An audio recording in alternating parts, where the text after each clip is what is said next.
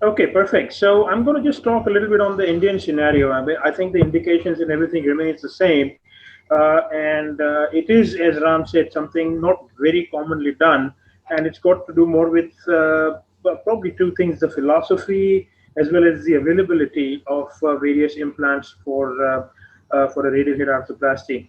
So just talking about the radial head, and one has to emphasize the fact that it is an important stabilizer of the elbow joint, and it forms the radial scaffold of the forearm. You have to look at the elbow, the wrist, and the forearm all together as a unit, and it forms the radial scaffold of this whole unit. Along with the medial collateral ligament, it provides valgus stability. Along with the coronoid, it provides anteroposterior stability, and not just stability, but it's also, if you look at the kinematics, nearly 60% of the force transmission across the elbow happens through the radiocapitellar joint. Now, if you just look just very briefly about this on this slide, that if you just have your medial collateral ligament, the stability of the elbow, especially in its working range, is significantly lower as compared to when you have your radial head as well as the medial collateral ligament together. So I think in that sense, especially during the working range of the elbow, the radial head comes into play, and it's extremely important to have it during load-bearing activities. Uh, the age-old classification of Mason still holds, just like probably the Neers classification for proximal humeral fractures. And the issue is not with type 1 or type 2, but the issue is with type 3 fractures, which are not fixable by the available implant systems, maybe screws or plates or what have you. So I'm all for fixing radial heads and preserving radial heads, not excising them with any form of impunity. And you can use whatever implants you have to try and preserve that. But there are specific indications where you have your Mason type 3 fractures, which are deemed unreconstructible, and especially when they're associated with bony or ligamentous injuries.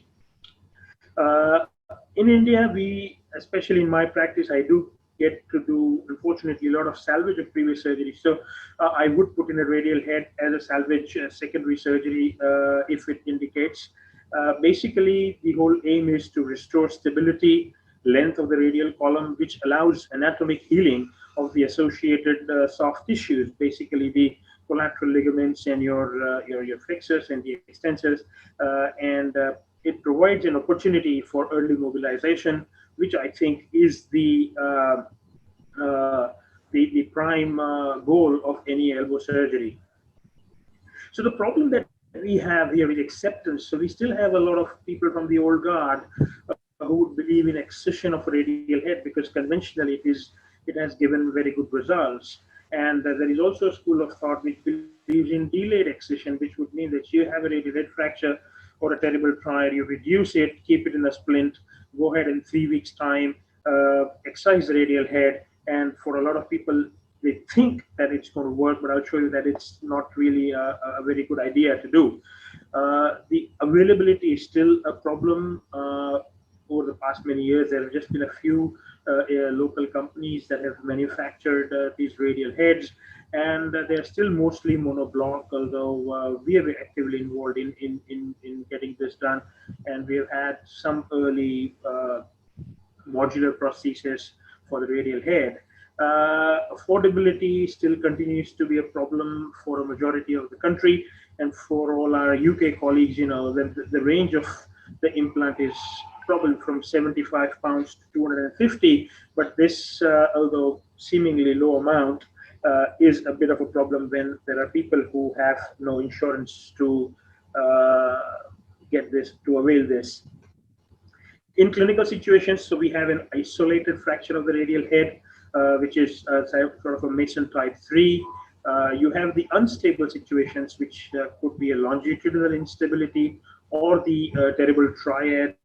And then you have the associated ulnar fractures with the adult Monteja equivalents, and transolecral non-fracture dislocations.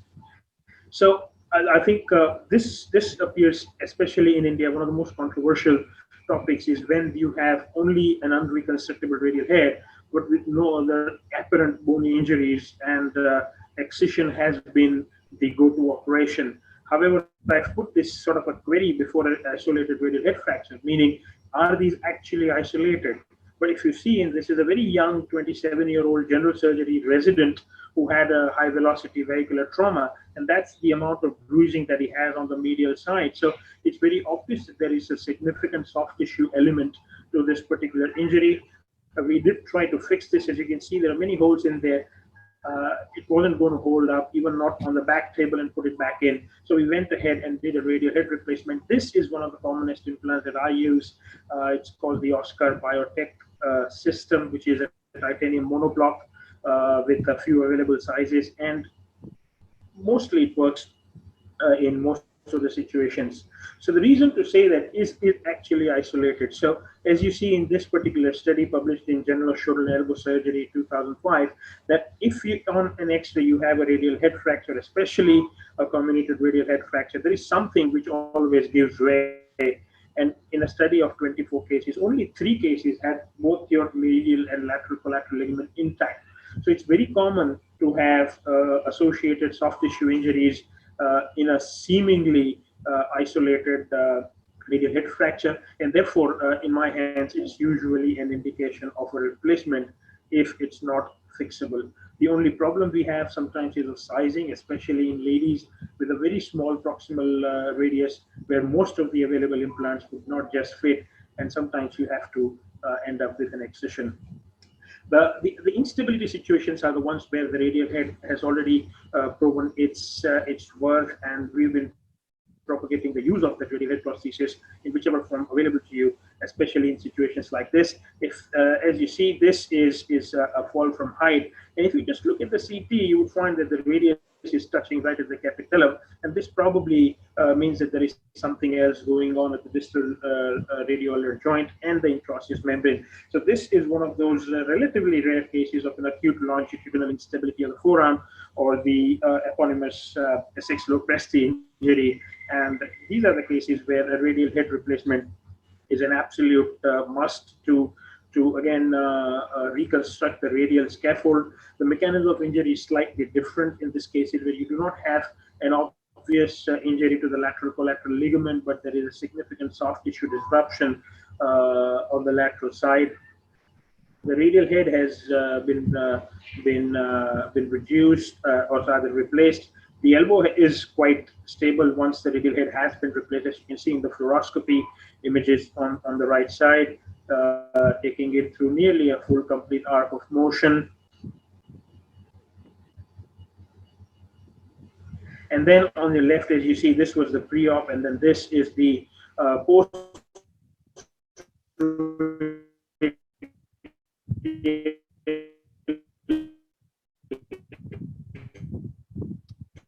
head replacement, suggesting restoration membrane repair is debatable, but we did pin the radius and the ulna to give stability for the first few weeks of the surgery. So the more common indication here is the terrible triad. As you know, it's a combination of injuries, including the fracture of the coronoid, the radial head, and a dislocation of the elbow. So again, traditional treatment has been excision of the radial head and then immobilizing this joint or putting a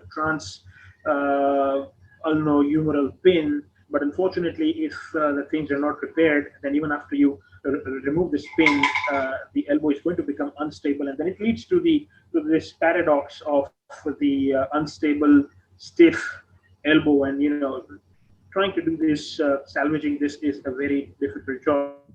So I think addressing these fractures acutely is the best thing to do. They are also, I mean, as you see, there's significant soft tissue disruption with this kind of injuries, and just a small, way of sequence of dealing with this is once you excise the head, which is not reparable, it gives you an access to your coronoid. You need to fix that as well with whichever form you want to do that. You need to replace the radial head, and then actually at the end I tie the sutures of the capsule or the coronoid, and then repair the lateral collateral ligament. So this is how it looks. This again is a monoblock titanium radial head meant for uncemented use with a short stem. This anchor is for the coronoid fixation, and then when you come out, you repair the lateral structures as well. And the whole idea is to give sufficient stability on table so that these guys can be moved as soon as possible. The normal protocol is not to repair the medial side, but if on table you find there is significant instability, you could probably go on the medial side and repair the MCL as well. And these are his results because we start moving them very early, and it gives them a good range of motion. The other common indication is a complex proximal ulnar fracture with an associated unreconstructible radial head. Now, look at this particular case where obviously it's a complex injury, there is instability. Unfortunately, the radial head has been excised without being replaced, and the coronoid has also not been sufficiently addressed.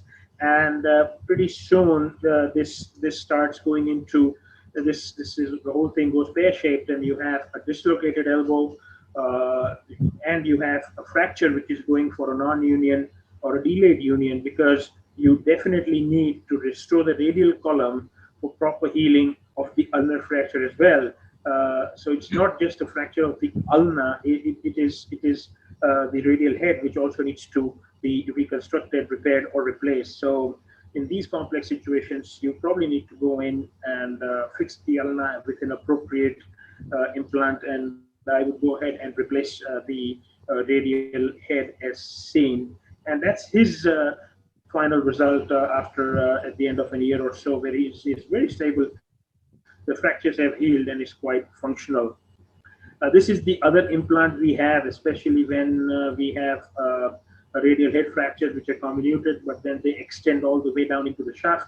And this is probably the only long stem implant that is easily available, and we do use it quite frequently as and when required. Again, in this complex proximal ulnar fracture, this radial head has done its job, and this is a 1 year follow-up of this old lady who is absolutely functional.